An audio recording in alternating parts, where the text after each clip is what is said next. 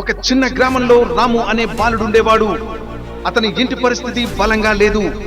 చదువుకోవడానికి సరైన లైటింగ్ కూడా లేదు. రాత్రిళ్ళు విద్యుత్ పోతే చిన్న నూనె దీపం వెలిగించి చదివేవాడు. గ్రామంలో కొంతమంది అతను చూసి నవ్వేవారు. ఈ చిన్న దీపంతో ఏం సాధిస్తావు అని అడిగేవారు. రాము నవ్వుతూ చెప్పేవాడు, దీపం చిన్నదైనా చీకటిని తరిమేస్తుంది.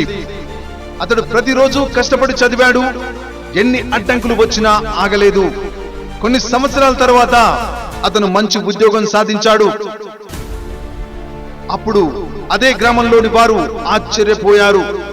రాము చెప్పిన మాట ఒకటే, ప్రకాశం పెద్దదిగా ఉండాల్సిన అవసరం లేదు, నిరంతరం వెలిగితే చాలు. చిన్న ప్రారంభాన్ని ఎప్పుడూ తక్కువగా అంచనా వేయొద్దు.